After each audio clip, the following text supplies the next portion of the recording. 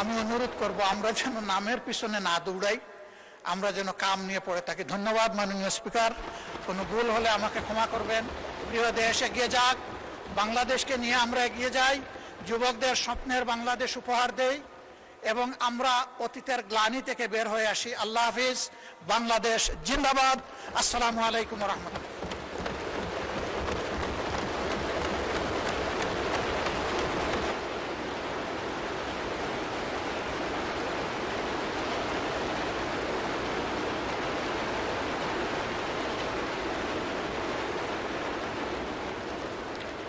আমি সিলেটের মানুষ, একটা কথা সিলেটের ব্যাপারে বলতে হয়।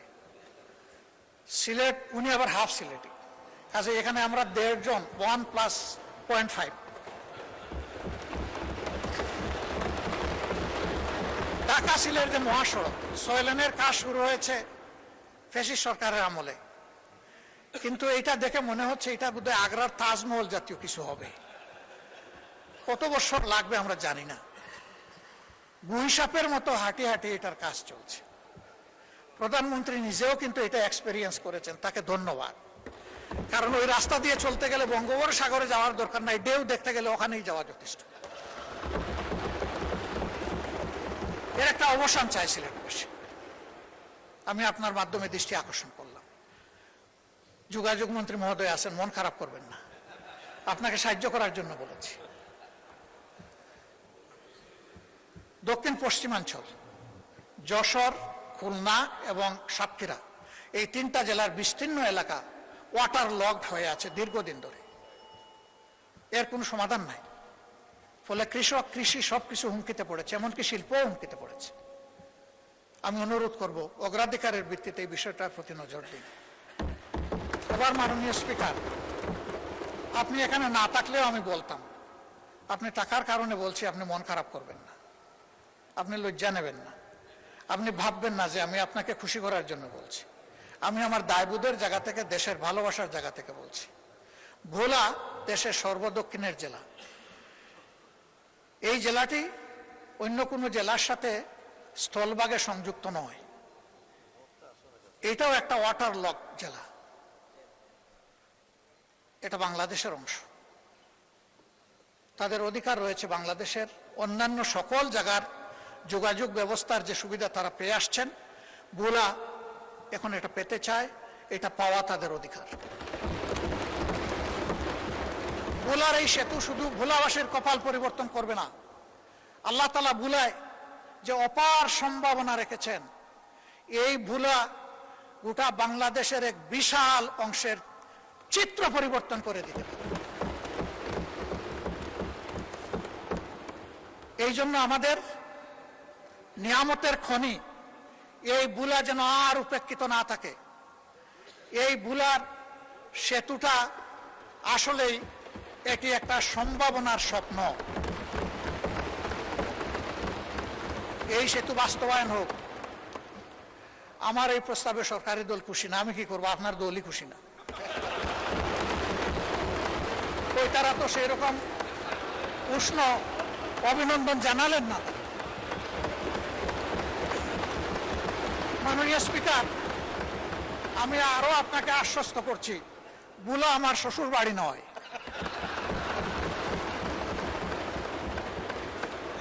কিন্তু ভোলা বাংলাদেশের অংশ। বাংলাদেশের প্রতি ইঞ্চি জায়গাকে আমি বিশ্বাস করি এই 350 বা 348 জন সংসদ সদস্য অন্তরে ধারণ করেন, আমিও ধারণ করি। তাই আমার দায়বোধের জায়গা থেকে আমি কথাগুলো বলি। ভোলার উন্নয়ন, পুরা দক্ষিণ অঞ্চলের উন্নয়ন বয়ে আনুক, আমি দোয়া করি। আর আমি কথা বাড়াচ্ছি না, অনেক সময় নিয়ে নিছি। আপনি আনলিমিটেড দিয়েছিলেন, আসলে আমি আনলিমিটেড করে ফেলেছি। এই দিক থেকে আওয়াজ আসছে, তিস্তা মহাপরিক। আমি মাননীয় প্রধানমন্ত্রীকে অভিনন্দন জানাই আরেকবার। তার সফরের পরে অভিনন্দন জানিয়েছিলাম, আরেকবার অভিনন্দন জানাই। তিস্তা মহাপরিকল্পনা বিষয়ে তিনি শক্তিশালী বন্ধু দেশ চীনের সাথে কথা বলেছেন এবং পানি সম্পদ মন্ত্রী গতকাল তার বক্তব্যে আশ্বস্ত করেছেন যে ইনশাল্লাহ যে নামেই হোক কাজ শুরু হয়ে যাবে। আমরা নামের কাঙ্গাল নই, আমরা কামের কাঙ্গাল। কামটাই দেখতে চাই। নাম নিয়ে শেষ কথা বলে আমি বিদায় নেই। আমি সিলেটের মানুষ, চাকরি করেছি সুনামগঞ্জ, আমার বাড়ি মৌলভীবাজার, বিয়ে করেছি সিলেট জেলায়। 3টা জেলা আমার খাবার হয়েছে। তো সুনামগঞ্জে একটা শিক্ষা প্রতিষ্ঠান স্থানীয় লোকেরা গড়ে তুললেন তাদের নিজের অর্থে এবং পরিশ্রমে। ভালো মানসম্মত একটা কলেজ, কিন্তু এমপিওভুক্ত হয় না। এটা 96-2001 সালের সরকারের সময়। কোন সরকার ছিল এটা বুঝতেই পারছেন। তো মন্ত্রী মহোদয় এলাকার যিনি ছিলেন তার একজন ঘনিষ্ঠ লোককে এলাকার লোকেরা ধরলো যে আমাদের এটা একটু আপনি করে দেন। সে যখন গিয়ে বলল, তো উনি বললো ঠিক আছে করে দিব, এখানে আমার নাম থাকবে কিনা। ওই যে তাদের সাথে আলাপ করে দেখে লিডার, আর সে আলাপ করছে, লোকেরা খুব মন খারাপ করছে যে সব কিছু আমরা করলাম, ওনার নামে এখন কলেজ দিয়ে দিব, এটা কোন ধরনের ইনসাফ। তো তারা মন খারাপ করে পাকিস্তান আমলের এক সরপঞ্চের কাছে গেছে। তখন তো আর মেম্বার ছিল না, সরপঞ্চ ছিল। এই বৃদ্ধ লোকের কাছে গিয়ে বলছে যে ঠেকলে নাকি বৃদ্ধের কাছে আসতে হয়, আপনি একটু বুদ্ধি দেন, কি করব। আমাদের যুবকরা শুনে তো খেপে গেছে, বলে যে সারা জীবন আমাদের এমপিভুক্তি হওয়ার দরকার নেই, আমরা এইভাবেই চলব। তো উনি বলে অসুবিধা নাই, ওই লোকটাকে দাওয়াত দাও যাকে তোমরা মাঝখানে ধরেছ, তার সাথে আমিও একটু বসতে চাই, তোমরাও থাকবা। তো ওই লোককে নিয়ে বসে বসে বলছে যে ঠিক আছে মন্ত্রী মহোদয় এত বড় একটা কাজ করে দিবেন, আর তিনি আশা করেছেন তার নামটা থাকুক, এরকম একটা সমন্বয় হতে পারে যে তারও নাম থাকবে, এলাকারও নাম থাকবে। তো যদি এটা তিনি মানেন তাহলে একটা সমাধানে আমরা যেতে পারি। সে খুশি হয়ে গেছে যে প্রস্তাবে তো অর্ধেক মিলল। সে গিয়া যখন মন্ত্রীকে বলছে, মন্ত্রী তার গাড়ে ঠাস করে একটা চপ পরে বসাই দিচ্ছে। সে তো অবাক হয়ে গেল যে ভালো একটা প্রস্তাব নিয়ে আসলাম, উনি আমারে চোট দিলেন কেন। বলে যে তোর বাবারা কি বলছে তুই কি খেয়াল করেছিস, এলাকার নাম পাগলা। এখন যদি এলাকার নামের আগে আমার নাম হয় তাইলে অমুক পাগলা, আর যদি পরে হয় তাইলে পাগলা অমুক। যা কিছুই লাগবে না, ওরা তোরে জুতার বাড়ি দিয়েছে, আমি এর বিনিময়ে এমপিওভুক্ত করে দেব। আমি অনুরোধ করব আমরা যেন নামের পিছনে না দৌড়াই, আমরা যেন কাম নিয়ে পড়ে থাকি। ধন্যবাদ মাননীয় স্পিকার, কোনো ভুল হলে আমাকে ক্ষমা করবেন। প্রিয় দেশ এগিয়ে যাক, বাংলাদেশকে নিয়ে আমরা এগিয়ে যাই, যুবকদের স্বপ্নের বাংলাদেশ উপহার দেই এবং আমরা অতীতের গ্লানি থেকে বের হয়ে আসি। আল্লাহ হাফিজ, বাংলাদেশ জিন্দাবাদ। আসসালামু আলাইকুম ওয়া রাহমাতুল্লাহ।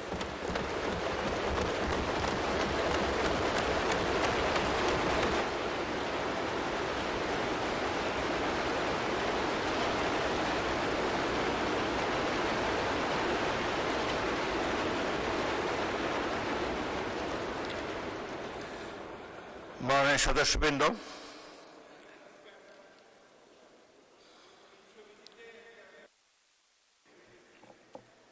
মাননীয় এলজিআরডি মন্ত্রী, আপনি কিছু বলতে চাচ্ছেন? হ্যাঁ, আমি 300 বিধিতে একটা বিবৃতি দিতে চাই। জি দিন। ধন্যবাদ মাননীয় স্পিকার। আমি সংসদে অবগতির জন্য জানাচ্ছি যে আমাদের মাননীয় প্রধানমন্ত্রী তিনি তার ঐচ্ছিক তহবিল থেকে আমাদের বিরোধী দলের সদস্যদের আসনগুলোতে সিটি কর্পোরেশন বাদ দিয়ে প্রায় 20 কোটি টাকার মসজিদ, গোরস্থান এবং ঈদগাহের জন্য মঞ্জুরি বরাদ্দ করেছেন। ধন্যবাদ মাননীয় স্পিকার।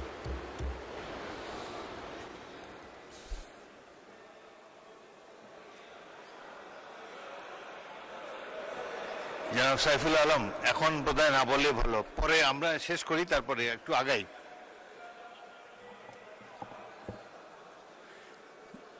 মাননীয় এলজিআরডি মন্ত্রী, স্থানীয় সরকার মন্ত্রী, আপনার কথা শুনতে পাইনি, আপনি মাইক অন করে বলুন। মাইক দেন ওনাকে। এটা জেলা পরিষদের পক্ষ থেকে আপনার সিটি কর্পোরেশনগুলোকে পরবর্তীতে দেওয়া হবে। ধন্যবাদ।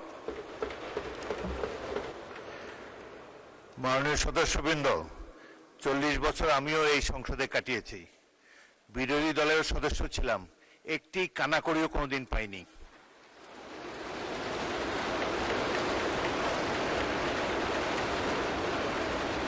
5 বার গ্রেফতার হয়ে জেলে গিয়েছি, এটুকুই পেয়েছি। প্রাপ্তি আলোচনায় অংশগ্রহণের জন্য প্রথমেই আমি মাননীয় বিরোধী দলের নেতা ডক্টর মোহাম্মদ শফিকুর রহমানকে তার বক্তব্য রাখার জন্য আহ্বান জানাচ্ছি।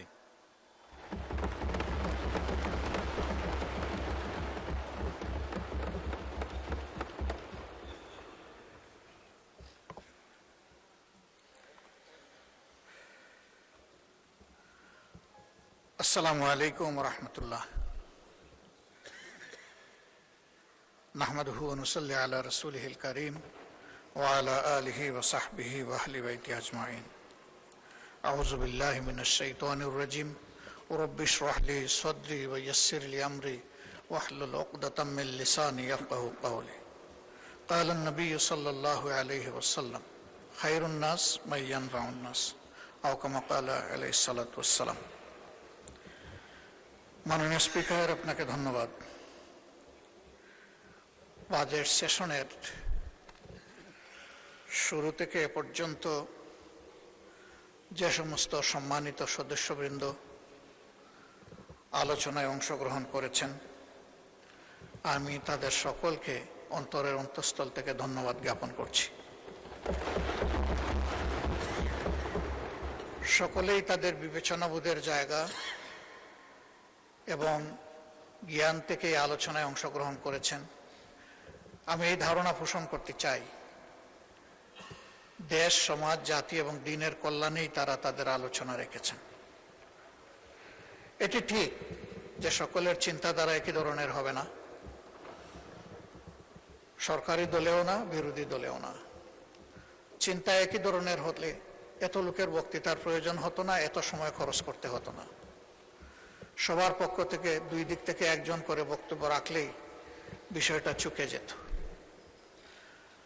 আমরা এখানে জনগণের ভালোবাসা এবং ভোটে নির্বাচিত হয়ে মহান আল্লাহর ইচ্ছায় আসার সুযোগ পেয়েছি এবং সবাই নিজের বিবেক, মহান আল্লাহ তাআলা আর প্রিয় জনগণের কাছে দায়বদ্ধ।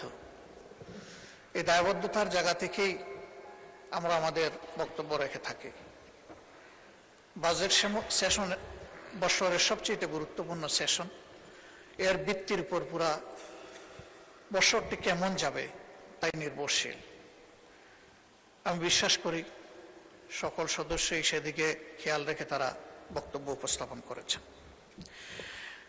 আমি আমার বক্তব্যের সূচনায়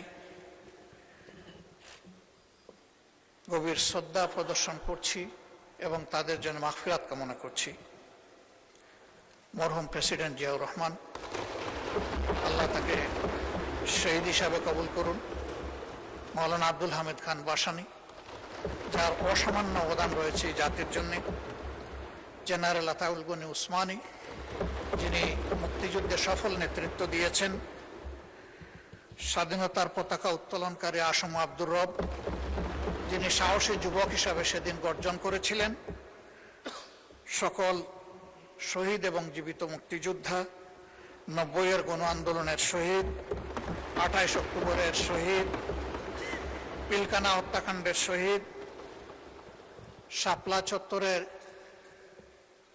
শহীদ, 17.5 বছর ফ্যাসিবাদী শাসনের বিরুদ্ধে লড়াই করতে গিয়ে যে সমস্ত লোক শহীদ হয়েছেন, বিশেষ করে আমার প্রিয় দলের সম্মানিত সিনিয়র নেতৃবৃন্দ। আমরা একটি কষ্টে বুকা দল। আমাদের 1-2 করে 11 জনকে আমাদের বুক থেকে ছিনিয়ে নেওয়া হয়েছে। 12 নম্বর জন এখানে জীবিত আছেন, বাকি সকলেই দুনিয়া থেকে বিদায় নিয়েছেন। আল্লাহ তাআলা তাদের সকলকে শহীদের যথাযথ মর্যাদা দান করুন। তাদের দুঃখী পরিবারের প্রতি আমি গভীর সমবেদনা জানাচ্ছি। সেই সাথে 24-এর গণ অভ্যুত্থানের সকল শহীদ, আহত এবং পঙ্গু এবং ফ্যাসিবাদী আমলে গুম হওয়া সকল পরিবার, ব্যক্তি, তাদের সকলের প্রতি আমি গভীর শ্রদ্ধা এবং সমবেদনা জ্ঞাপন করছি। পিলখানায় নির্মমভাবে যাদেরকে হত্যা করা হয়েছে, জাতির শৌর্য বীর্যের জায়গায় মূলত আঘাত দেওয়া হয়েছে, আমি তাদেরকেও গভীর শ্রদ্ধায় স্মরণ করছি এবং আল্লাহ তাআলার দরবারে তাদের শাহাদত কবুল হওয়ার জন্য দোয়া করছি। সীমাহীন ত্যাগের মধ্য দিয়ে আজকের এই পার্লামেন্ট গঠিত হয়েছে। এই পার্লামেন্ট আমরা মূল থেকেই বলে আসছি মজলুমের পার্লামেন্ট। সঙ্গত কারণেই আশা করি যে পার্লামেন্ট এমন কোনো আচরণ করবে না যেটা মজলুম দেশবাসীকে আহত করে। এই পার্লামেন্ট দায়িত্বশীল আচরণ করবে, জাতিকে স্বপ্ন দেখাবে, জাতিকে জাগিয়ে তুলবে, জাতিকে ঐক্যবদ্ধ করবে এবং জাতিকে সামনের দিকে এগিয়ে নেওয়ার চেষ্টা করবে। মাননীয় স্পিকার,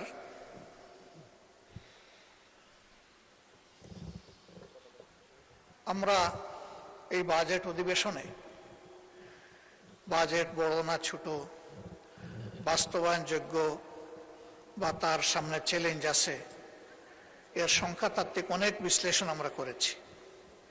আমি ওই দিকে খুব একটা যেতে চাই না, কারণ এই ব্যাপারে বিস্তারিত আলোচনা হয়েছে। এই সংসদে আজকে আমরা যারা আছি, একসময় আমরা একদিকেই বসতাম,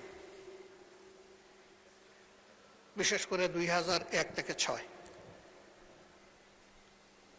অল্প দুই একজন ছাড়া বা দুই একটি দল ছাড়া। এখন আমরা দুই অংশে সংযুক্ত, আমি বিভক্ত বলছি না, সংযুক্ত। কারণ কোনো যানবাহনে এক চাকায় চলে না। যানবাহন ড্রাইভ করতে হলে মিনিমাম 2টা টায়ার লাগে। এই সংসদেরও 2টা টায়ার, একটা সরকারি দল আর একটা বিরোধী দল। যে কোনো একটা টায়ার যদি অকেজ হয়ে যায়, পুরা যানবাহন অকেজ।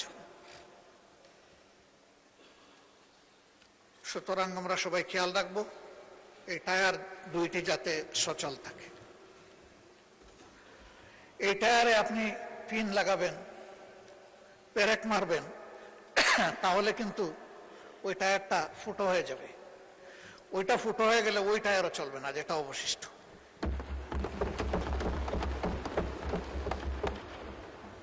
একটা চমৎকার টেন্ডেন্সি আমি লক্ষ্য করেছি। প্রায় সকল বক্তা কুচি কুচি করে কাটার পরে বলেন, এগুলো ছাড়েন, ছাড়িয়ে আসেন, আমরা ঐক্যবদ্ধভাবে দেশটা চালাই। ওই কুচি কুচি করার যন্ত্রটা আসেন আমরা ফেলে দিই।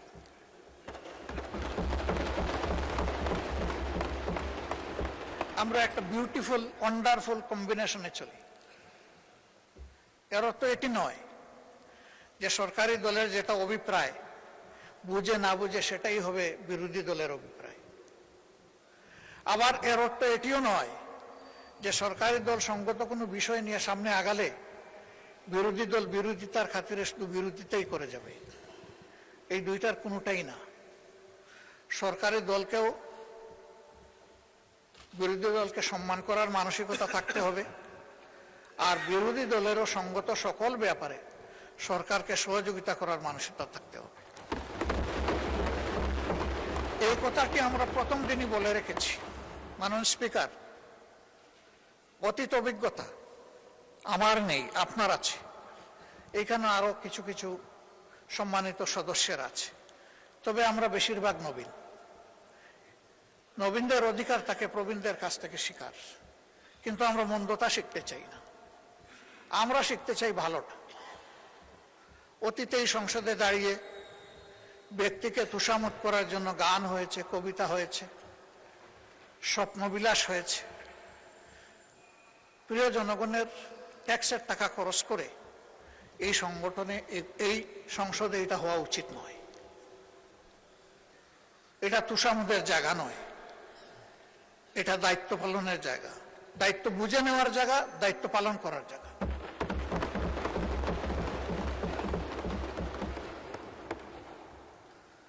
অনেক সময় ব্যক্তিকে খুশি করতে গিয়ে অন্যকে আবার বেশি করে আমরা আঘাত করে ফেলি।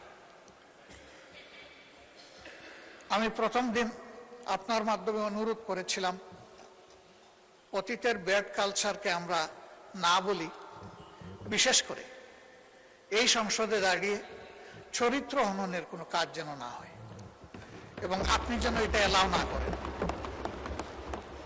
অভিজ্ঞতা বলছে তার কিছু উন্নয়ন হয়েছে, কিন্তু পুরোপুরি শেষ হয়নি।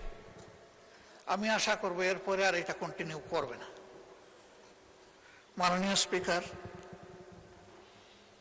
বাজেট মূলত একটি জাতির টিকে থাকার এবং সামনে এগিয়ে যাওয়ার চার্টার। আমি ধন্যবাদ জানাই মাননীয় অর্থমন্ত্রীকে সরকার গঠনের পরে খুব কম সময় পেয়েও একটা বিধ্বস্ত অর্থনীতির ধ্বংসস্তূপের উপর দাঁড়িয়ে তিনি সংসদে একটা বাজেট পেশ করেছেন। 234 পৃষ্ঠার এই বাজেট পাঠ করতে তার অনেক কষ্ট হয়েছে, কষ্ট হওয়ার কথা। কয়েক ঘন্টা তাকে দাঁড়িয়ে বক্তব্য রাখতে হয়েছে। তার উপর একটি গুরুভার অর্পিত হয়েছে এই সংসদ এবং সরকারের পক্ষ থেকে।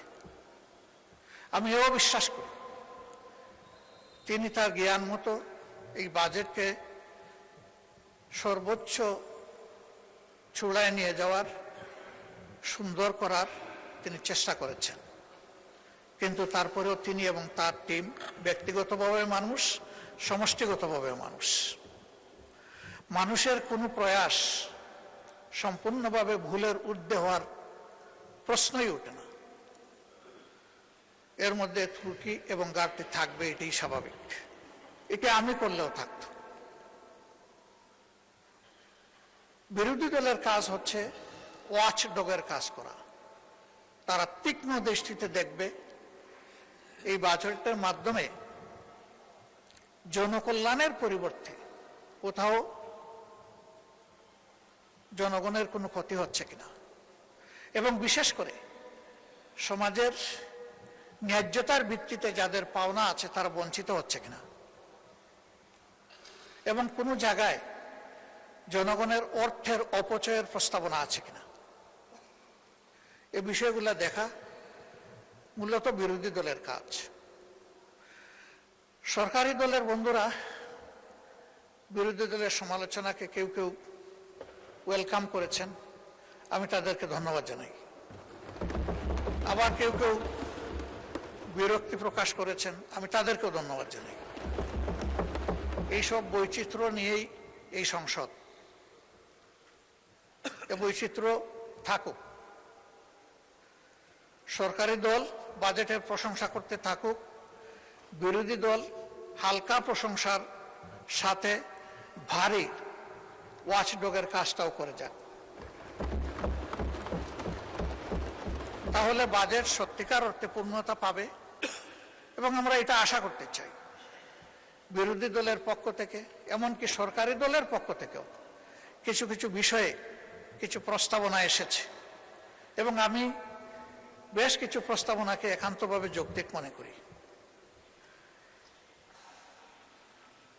রেওয়াজ অনুযায়ী সম্পূরক বাজেটের উপরে কাট মোশন ছিল, সেখানে একটাও গ্রহণ করা হয় নাই। যদি 1 টাকার একটাও গ্রহণ করা হতো তাহলে ডেমোক্রেসিতে সুন্দর একটা চ্যাপ্টার যোগ হতো। এবারও যে প্রস্তাবনাগুলো এসেছে, আমি আশাবাদী হতে চাই যে সবগুলাই অবলীলায় অগ্রাহ্য হবে না, বরঞ্চ যেগুলা যৌক্তিক মাননীয় অর্থমন্ত্রী বিবেচনায় নিয়ে সেগুলা গ্রহণ করবেন এবং তার পূর্ণাঙ্গ প্রস্তাবনায় সংশোধিত আকারে তিনি এই সংসদে পেশ করবেন। তাহলে দেশবাসী বুঝতে পারবে যে এই সংশোধনের আলোচনা শুধু সময় ক্ষেপণের জন্য নয়, কিন্তু কিছু কথার ফুল জুড়ে নয়, এর বাস্তবতা রয়েছে, এর মধ্যে সারবস্তু আছে। মাননীয় স্পিকার, এই সেশনটা কার্যত আগামীকালকে শেষ হবে না, কিন্তু এই চ্যাপ্টারটা ক্লোজ হবে আগামীকাল। কারণ জুলাইয়ের 1 তারিখ থেকে এই বাজেট বাস্তবায়ন শুরু হবে ইনশাআল্লাহ। এই ক্ষেত্রে আমাদের সুস্পষ্ট প্রস্তাবনা যে আমরা দেখতে পাচ্ছি অতীতে বর্তমানে কোনো বেশ কম হয়নি। এটা জুলাই টু জুন হওয়ার কারণে এবং শেষের দিকটা বন্যা দুর্যোগ থাকার কারণে তাড়াহুড়া করে অর্থ ছাড়া হয়। সারা 10 মাসে 42%, আর এই সময় আরো 42% থেকে যা হয় পুরোপুরি। পরে এখানে অপচয় এবং লুটপাটের দুয়ার উন্মুক্ত হয়ে যায়। আমাদের প্রস্তাবনা কালকেও এখানে আলোচনায় এসেছে, পরশু এসেছে, এর আগেও এসেছে। আমরা আমাদের ছায়া বাজেটেও বলেছি যে ফিসকাল ইয়ারটা আমাদের ক্যালেন্ডার ইয়ারের সাথে মিলিয়ে দেওয়া হবে, অর্থাৎ জানুয়ারি থেকে ডিসেম্বর এই সময়টা হোক ফিসকাল ইয়ার। জাতির ক্ষতি হ্রাস পাবে, কাজের গতি বৃদ্ধি পাবে। আমরা আশা করব এটা সক্রিয় বিবেচনায় নিয়ে কার্যকর হবে ইনশাআল্লাহ। দ্বিতীয় সংক্রান্ত যে মৌলিক কথাটি বলে রাখতে চাই যে এই বাজেট আমরা প্রণয়ন করি ঠিক আছে, কিন্তু আমরা বাস্তবায়ন করি না। বাস্তবায়ন করে আমাদের নির্বাহী ফোর্স যারা আছে তাদের মাধ্যমে, রাষ্ট্রের কর্মকর্তা কর্মচারীদের মাধ্যমে বাস্তবায়ন হয়। তারাও ভুলে উঠবে না। এটা নিয়মিত ইভ্যালুয়েশন বা অ্যাপ্রোপ্রিয়েশনের যদি একটা সিস্টেম আমরা এস্টাবলিশ করতে পারি, তাহলে জনগণের ট্যাক্সের টাকার সর্বোচ্চ সদ্ব্যবহার হবে, এটা আমরা নিশ্চিত হতে পারি। এই জন্য প্রতি 3 মাস অথবা 4 মাস অন্তর অন্তর এর ইভ্যালুয়েশন বা অ্যাপ্রোপ্রিয়েশন রিপোর্ট এবং আলোচনাই সংসদে হওয়া উচিত। বিশেষ করে শেষ 3টি মাস হাতে রেখে সম্পূরক বাজেটটা আসা দরকার। এবারও আমি ব্যক্তিগত আলোচনায় বলেছিলাম যে দেরি করলেন কেন, এটা আরো আগে আনতে পারতেন। একজন দায়িত্বশীল সম্মানিত সদস্য তিনি বললেন যে এত আগে প্রেডিক্ট করব কিভাবে। আমি বললাম যখনই পরিকল্পনা নেওয়া হয়েছে প্রেডিকশন তো তখন হয়ে আছে, এবং এর একটা টাইম লাইনও হওয়া উচিত, কোন কাজটা কোন সময়ের ভিতরে সম্পন্ন হবে। যদি এইভাবে ইভ্যালুয়েশন এবং টাইম লাইন ফলো করে আমাদের বাজেট পরিকল্পনা বাস্তবায়ন হয়, তাইলে 3 মাস কেন 6 মাস আগেও প্রেডিক্ট করা কোনো অসম্ভব নয়। আর এখানেও আমরা দেখলাম যে অন্তত 20 দিন আগে তো প্রেডিকশন করা গেছে। তো 20 দিন আগের প্রেডিকশন যদি হয় তাইলে 3 মাস আগেরও প্রেডিকশন করা সম্ভব। তখন আর ওই যে অপচয় এবং লুটপাট, এটা সম্ভাবনাটা কমে আসবে। আমাদের সমাজে বাজেট বাস্তবায়ন বা উন্নয়নের সবচেয়ে বড় বাধা হচ্ছে দুর্নীতি, জবাবদিহিতার অভাব, সততা স্বচ্ছতার অভাব। এটি আমাদের সবচেয়ে বড় চ্যালেঞ্জ। এই চ্যালেঞ্জ একদিনে দূর হবে না, কিন্তু কোনো একটা জায়গা থেকে শুরু করতে হবে, এবং পদ্ধতিগতভাবে যদি এটা আমরা শুরু করতে পারি তখন এটা সুফল আমরা পেতে পারি। মাননীয় স্পিকার, আমাকে কতটুকু সময় দিবেন আগে বলেন নাই, আমি ধারণা করে নিচ্ছি এই সংসদে কেউ কেউ যেভাবে আনলিমিটেড সময় পেয়েছেন, আজকে আশা করি আমিও সেই রকম পাবো। আপনাকেও আনলিমিটেড সময় দেওয়া হবে, বলুন। ধন্যবাদ মাননীয় স্পিকার, তবে আনলিমিটেডটাও লিমিটেড হবে ইনশাল্লাহ।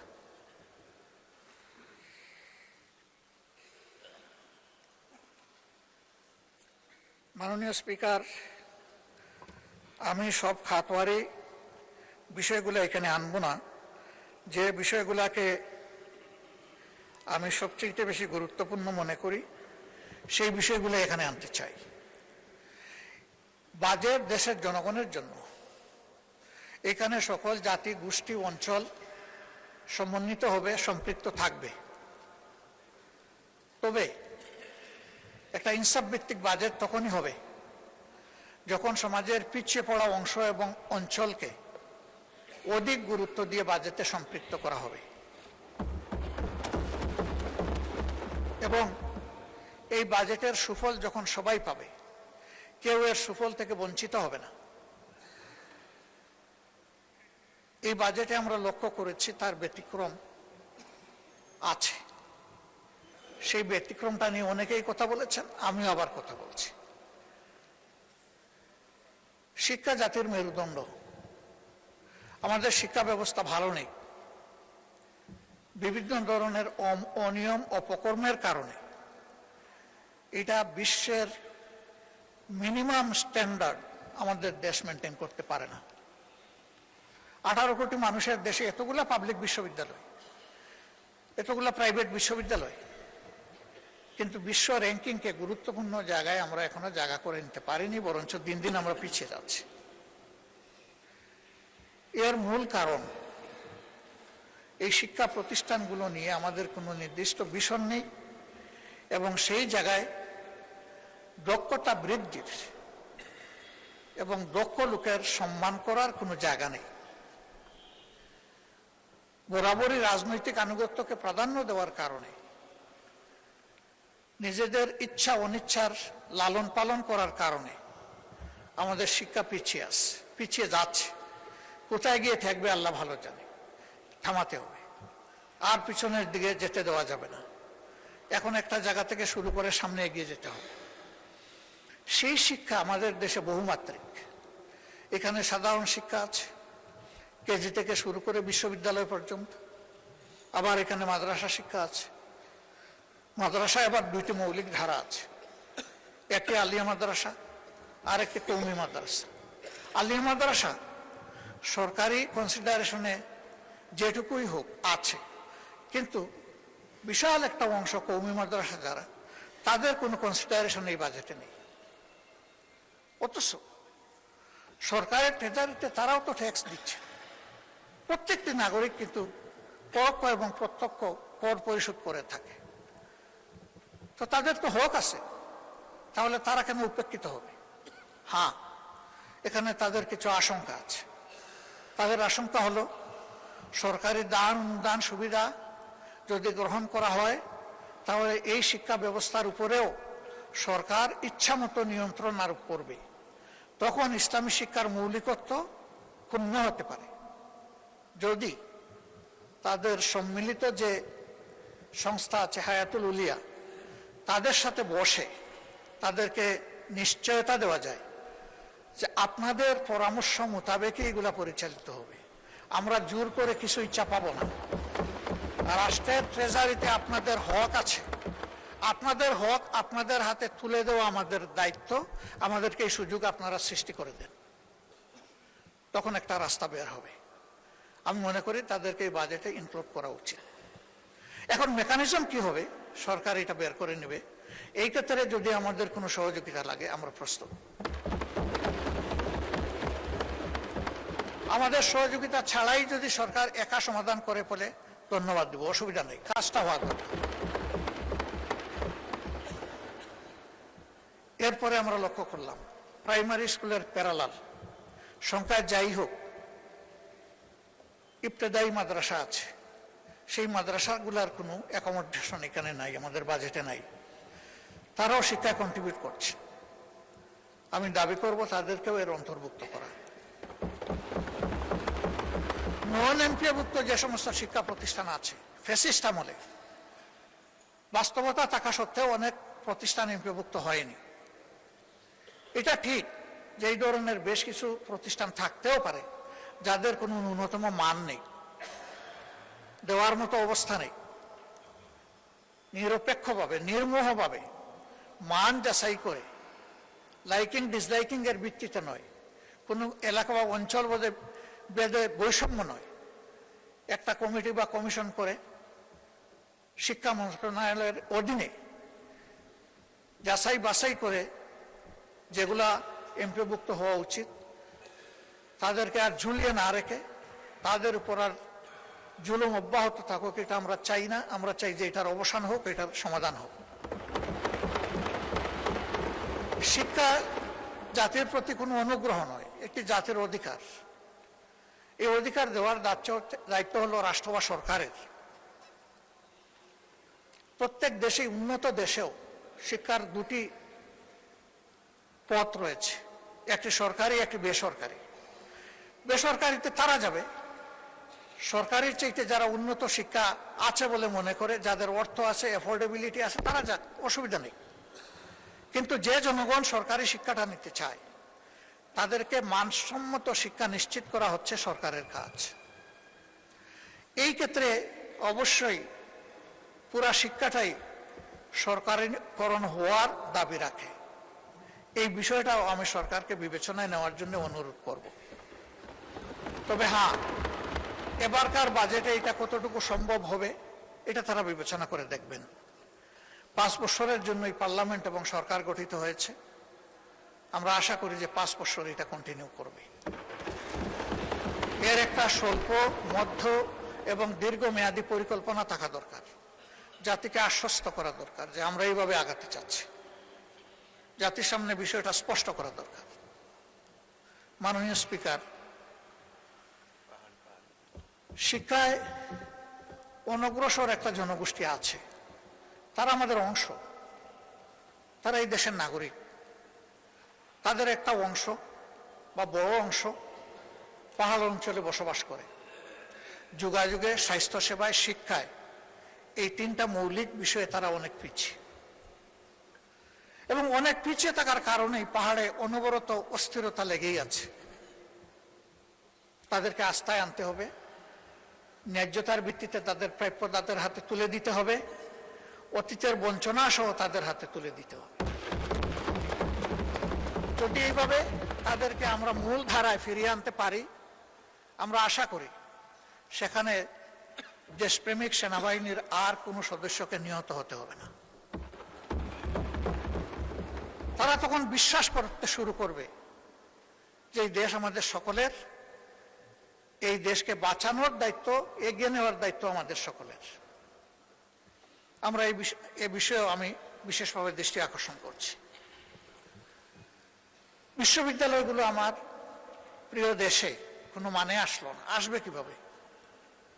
বিশ্ববিদ্যালয়ে সেই রকম মানসম্মত কোনো গবেষণা নেই, গবেষণার জন্য পর্যাপ্ত ফান্ডও নেই, লজিস্টিকও নেই, এবং আমার ধারণা মন মানসিকতাও নেই। ইচ্ছা থাকলে তো একটা উপায় বের হয়। শিশু কান্না করলে তো মা কিছু দুধ দেয়। আমাদের বিশ্ববিদ্যালয়গুলো যদি রিসার্চ বেস না হয় তাহলে চিরজীবনই আমরা একটা আমদানি নির্ভর জাতি হিসাবে থেকে যাব। আমরা যে সমস্ত ক্যাপিটাল মেশিনারি, লজিস্টিক এবং আমাদের প্রয়োজনীয় পণ্য বিদেশ থেকে আমদানি করে থাকি, তাকে আমদানিই করতে থাকবো আর শুধু খুঁজতে থাকবো যে কোন দেশ থেকে ভালো আমদানি করা যাবে, নাকি একদিন আমরাও রফতানি করার জন্য এই পণ্যগুলো তৈরি হব? জাতিকে যদি এই ক্ষেত্রে তৈরি করতে হয়, অবশ্যই বিশ্ববিদ্যালয়গুলোকে গবেষণা কেন্দ্রে পরিণত করতে হবে।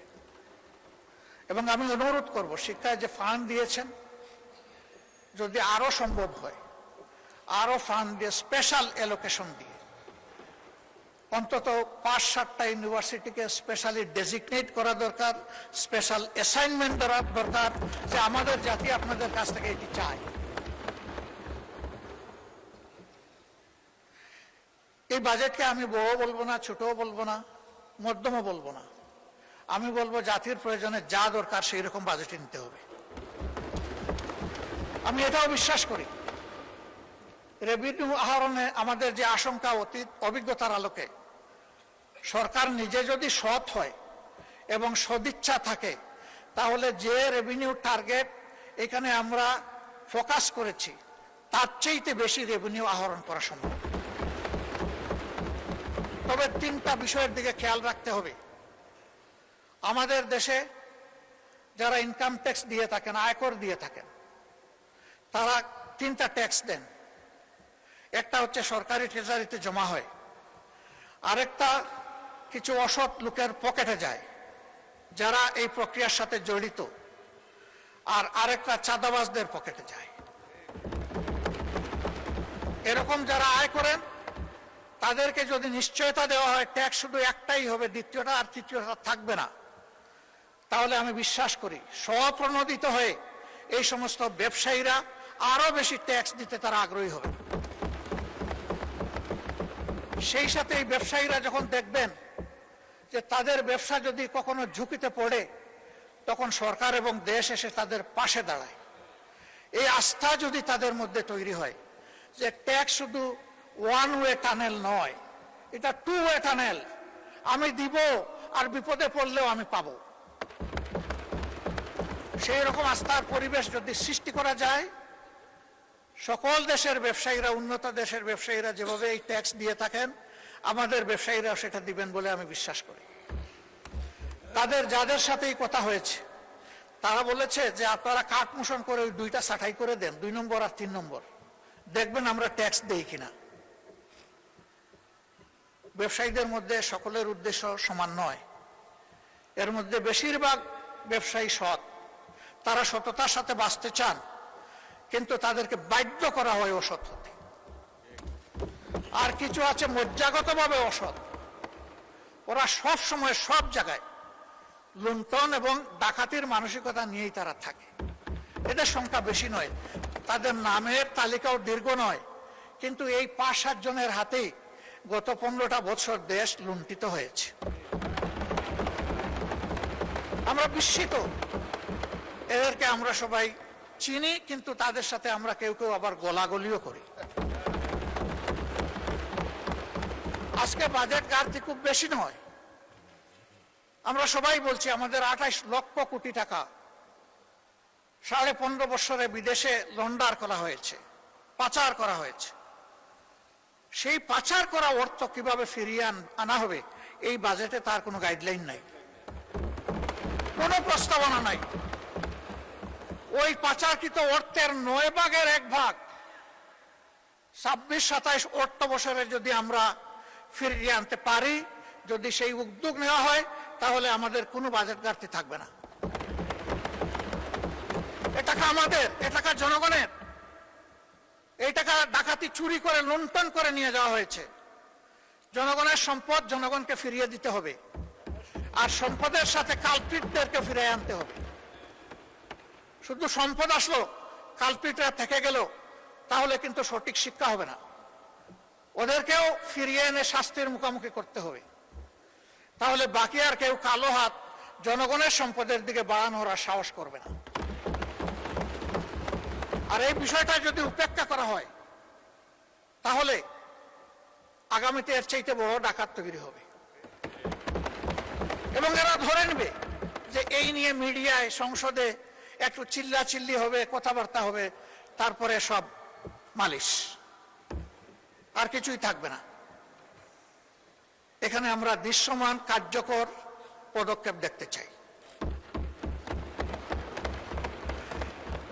এর জন্য সংশ্লিষ্ট দেশসমূহের সাথে এমওইউ, চুক্তি যা করতে হয়, আইনগত সকল পথ খুলেই আগাতে হবে, কিন্তু এই গতিটা যেন হরিণের গতি হয়, কচ্ছপের গতি না হয়। কারণ এই সম্পদ যত তাড়াতাড়ি ফিরে আসবে, রাষ্ট্র তত বেশি উপকৃত হবে, আমাদের বঞ্চনা দূর হবে। এই ব্যাপারে বিরোধী দল হিসাবে আমরা যাদের সাথে বসেছি, বিদেশের যে সমস্ত ডেস্টিনেশনে আমাদের এই টাকাগুলো গিয়েছে, আমরা তাদের সাথে পরিষ্কার কথা বলেছি, এই টাকা আমাদের, আপনারা ফিরিয়ে দিতে সাহায্য করুন। আমাদের সরকার যদি উদ্যোগ নেয়, তাদেরকে আপনারা সহযোগিতা করুন। বিরোধী দল হিসাবে আরো যদি কিছু করার আমাদের থাকে বলবেন, সেটাও আমরা করব। আমরা দেশকে ভালোবাসি, সরকারি দল বিরোধী দল বড় কথা নয়। এখান থেকে অনেকেই বলেছেন যে আপনারা এত সমালোচনা করেন, একদিন তো আপনারা সাইড বদল করে এখানে আসতে পারেন। আল্লাহ ভালো জানেন, তুতিল মুলকা মান তাশা ওয়া তানজিউল মুলকা মিম্মান তাশা। আল্লাহ ভালো জানেন ক্ষমতার পালা বদল কখন হবে, কারে দিয়ে হবে, কিভাবে হবে, তবে হবে, এটাই কথা।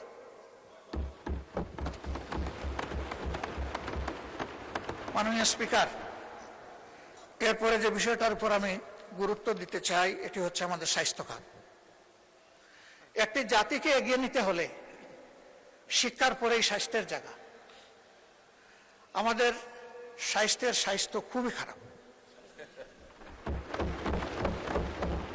আপনি নিজেও এগুলা প্রত্যক্ষ করেছেন। অবশ্য আপনার বোধহয় সুযোগ কম হয়, কারণ আপনি তো সিএমএইচ ট্রিটমেন্ট নেন। এটা তো আপনাদের জন্য স্পেশালি ডেজিগনেটেড। আমরা সেখানে যেতে গেলে হয়তো আপনাদের দোয়া নিয়ে যেতে হবে।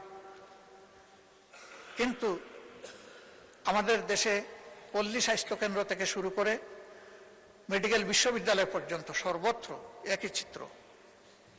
ধারণ ক্ষমতার 3 গুণ রোগী টার্নওভার, আউটডোরে ইনডোরে সব জায়গায়। এমনকি লজ্জা লাগে যে মানুষ জীবন বাঁচানোর তাগিদে সুস্থ হওয়ার আশায় স্বাস্থ্য কেন্দ্রে যায়, হাসপাতালে যায়, সেই মানুষগুলো মাটির মধ্যে মেঝেতে শুয়ে আছে। কি করবে? হাসপাতাল কর্তৃপক্ষের তো এত বেড নাই, আবার রোগীকেও মানবিক কারণে ফিরাই দিতে পারছে না। তার চিকিৎসা এখনই দরকার। এখানে নতুন কিছু পদক্ষেপের কথা বলা হয়েছে। আমার এই ক্ষেত্রে সুস্পষ্ট অনুরোধ, যদি অবকাঠামো কোনো জায়গায় দুর্বল থাকে আগে তা মেরামতের দিকে গুরুত্ব দেন। যদি লজিস্টিক্স সাপোর্টের শর্টেজ থাকে, যদি না অবশ্যই আছে, আগে সেইগুলা সংযুক্ত করেন। ম্যান পাওয়ার শর্টেজ আছে, আগে সেইটা দক্ষতার ভিত্তিতে পূরণ করেন। বিদ্যমান সেবা কেন্দ্র যেগুলো আছে, হসপিটাল যেগুলো আছে, এগুলাকে আগে মানে আনেন।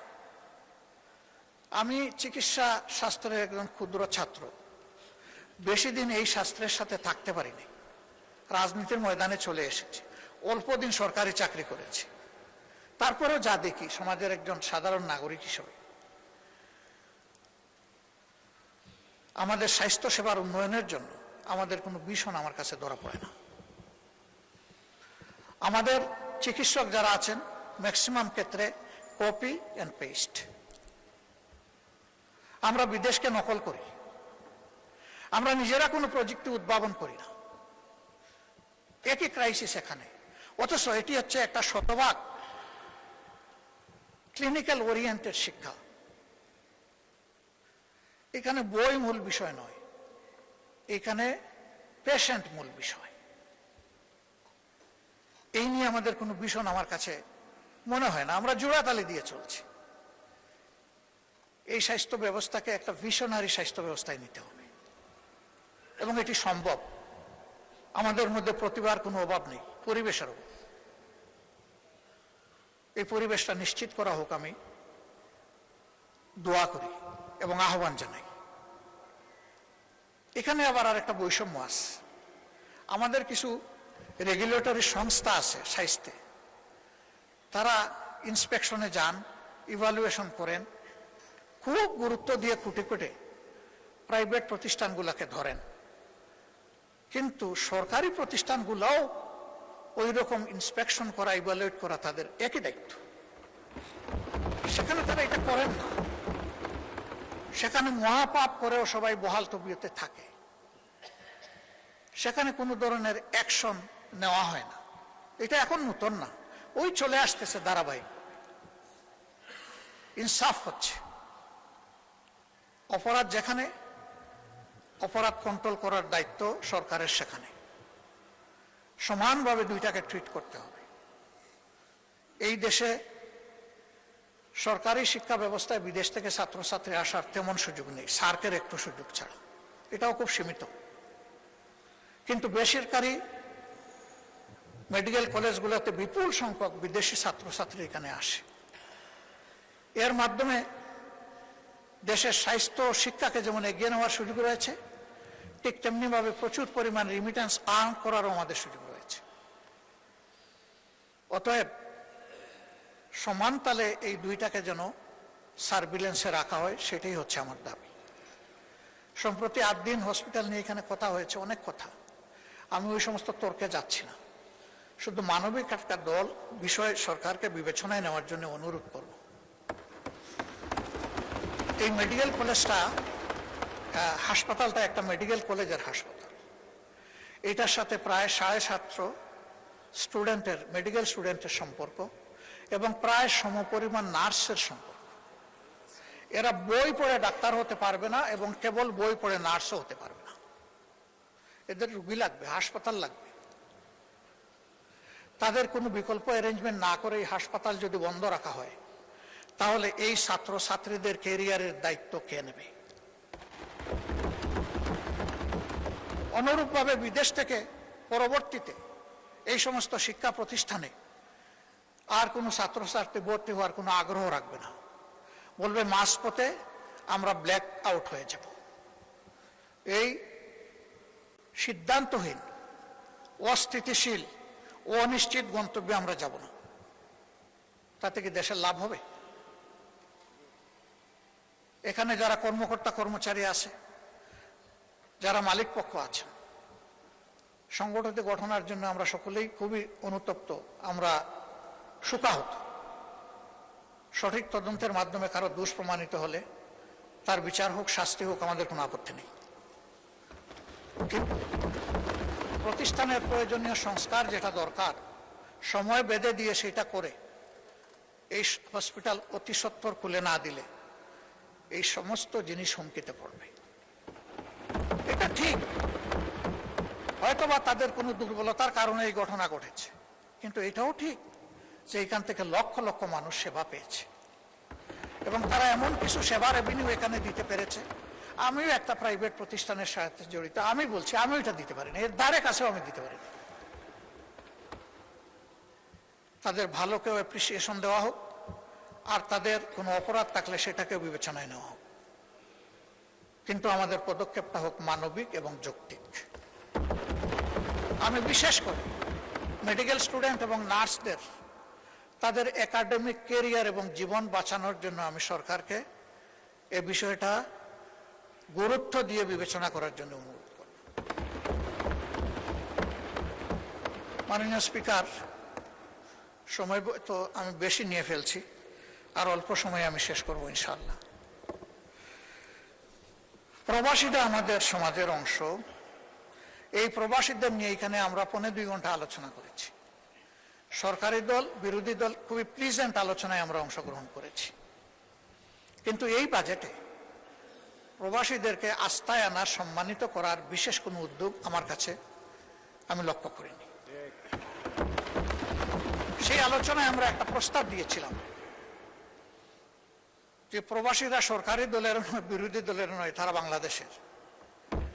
এই সংসদ থেকে একটা বিশেষ কমিটি বা টাস্ক ফোর্স করা হোক, যারা এই বিষয়গুলা নিয়ে মুভ করবে, দেশে দেশে তাদের সমস্যাগুলা চিহ্নিত করে তার সমাধানের চেষ্টা করবে। আমাদের প্রবাসীরা বিদেশে যাওয়ার সময় তার যেটুকু যোগ্যতা আছে, এই যোগ্যতার সাথে যেটুকু সামর্থ্য আছে সব উজাড় করে দিয়ে বিদায় হয়। জায়গা জমি বিক্রি করে, ধার দেনা করে যায়, হালের বলদ বিক্রি করে, এগুলা করে তারা বিদেশে যায়। এই যেতে গিয়ে তারা বিড়ম্বনার শিকার হয়। মালয়েশিয়া একটা গুড হাব, যেখানে আমাদের প্রায় 20 লক্ষ লোক থাকে। সেই জায়গায় অতীতে অনেক কেলেঙ্কারি হয়েছে। সেখানে একটা কোম্পানি করে, নুরুদ্দিন আমিন, সে একটা কোম্পানি করে একটা সিন্ডিকেশনের মাধ্যমে 85,000-এ যেখানে একজন শ্রমিক ভাই যাওয়ার কথা, সেখানে তার কাছ থেকে নেওয়া হয়েছে 6 লক্ষ 7 লক্ষ টাকা। এখনো সেইটা বহাল আছে। আমি এই গণতান্ত্রিক সরকারকে অনুরোধ করব, হাত দেন, ভেঙে দেন সিন্ডিকেট, খুলে দেন দুয়ার, চলে যাক শ্রমিক মাত্র 85,000 টাকায়। যারা জেলের ভিতরে আছে তাদেরকে মুক্ত করার জন্য আমাদের মাননীয় প্রধানমন্ত্রী তার সফরে কথা বলেছেন, ধন্যবাদ। তারা মুক্ত হয়ে আসলে এবং যদি তারা সেখানে কাজ পায় আমরা খুব খুশি হব। এদের কোনো দোষ নাই, এরা বুঝে নাই কোনটা জালিয়াতি আর কোনটা সঠিক। দালালের খপ্পরে পড়ে তাদের ভাগ্যে আগুন জ্বলছে। এই দালালদেরকেও আইনের আওতায় আনেন, শাস্তির আওতায় আনেন। এই চেইনটা ভেঙে দেন, খান খান করে দেন। ওই চেইন রেখে মলম দিলে আমাদের কোনো লাভ হবে না, বারবার ফুসকা উঠতেই থাকবে। তাদের আরো অনেকগুলো সমস্যা আছে, আমি সেগুলার দিকে গেলাম না। আর মালয়েশিয়ায় শুধু প্রবলেম না, প্রবলেম সর্বত্র। এক জায়গায় হাত দিলে সব জায়গায় কভার হয়ে যাবে, এবং আমি বিশ্বাস করি এটা আনঅ্যাচিভেবল নয়, এটা অ্যাচিভেবল। এখানে দরকার সদিচ্ছা আর কঠোর পদক্ষেপ। আমরা সরকারের সাথে এই ব্যাপারে আছি।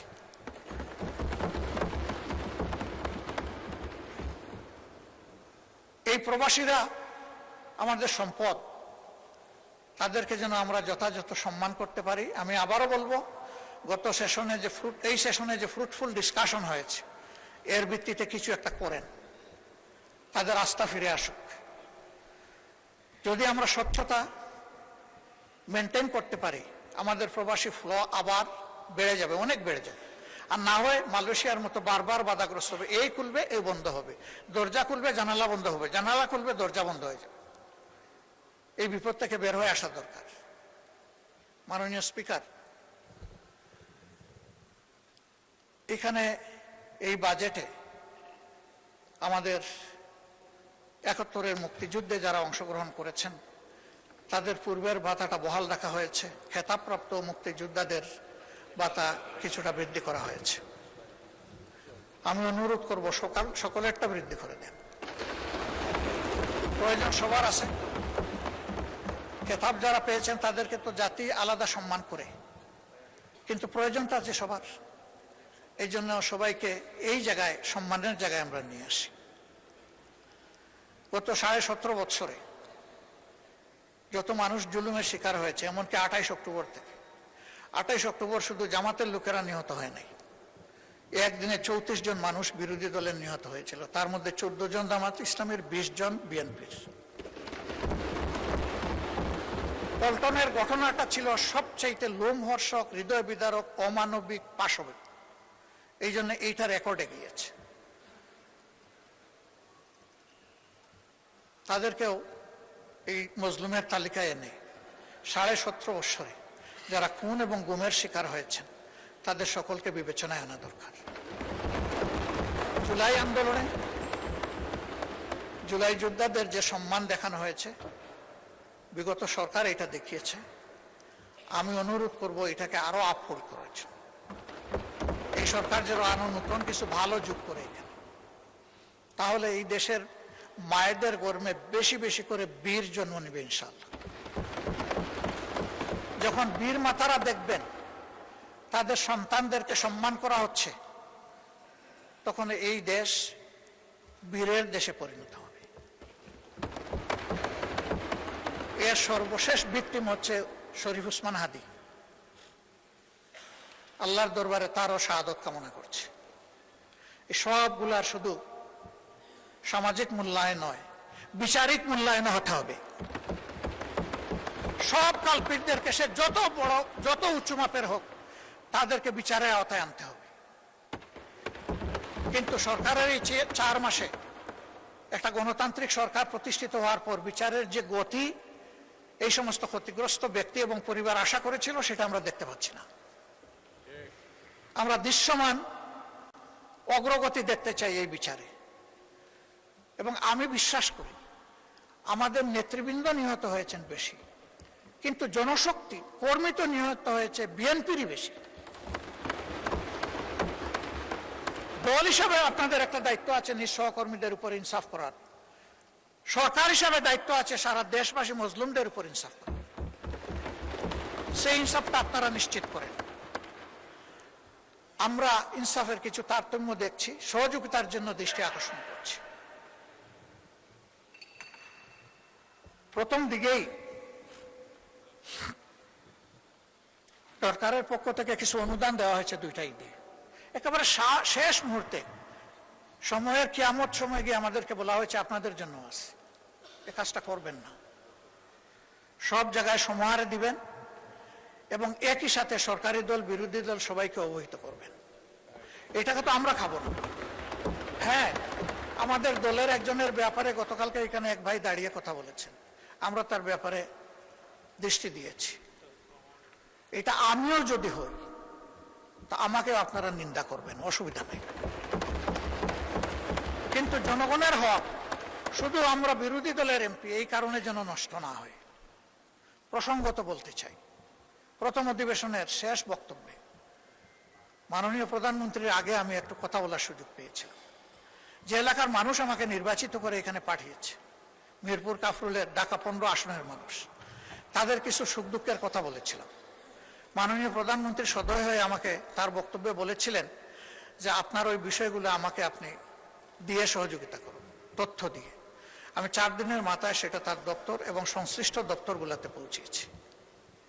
এরপরে আবার কিছুদিন আগে একটা সফট রিমাইন্ডার দিয়েছে।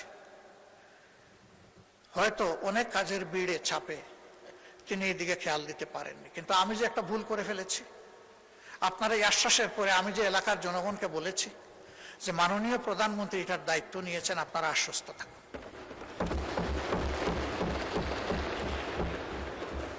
আমি মাননীয় প্রধানমন্ত্রীকে বলেছিলাম অবস্থাটা পানির জন্য কারবালার মতো, এক ফোঁটা পানি পান করার সুযোগ দিন। পানির জন্য এখন ডেইলি সেখানে মানুষ বিক্ষোভ করে। আবার কিছু অসাধু ব্যক্তি রাজনৈতিক যুগ সাজসে রাতের বেলা এরা পানির পাইপ কেটে বিভিন্ন জায়গায় তাদের পাওনাটা আদায় করে, অবৈধ পাওনা আদায় করে সেখানে পানির অবৈধ সংযোগও দিচ্ছে। মাননীয় প্রধানমন্ত্রী, এখন আর এই এলাকা আমার থাকে নাই, দায়িত্ব আপনি নিয়েছেন, এখন এই এলাকা আপনার। বদনাম সুনাম যা হবে আপনার হবে, আমি কিন্তু ভার মুক্ত।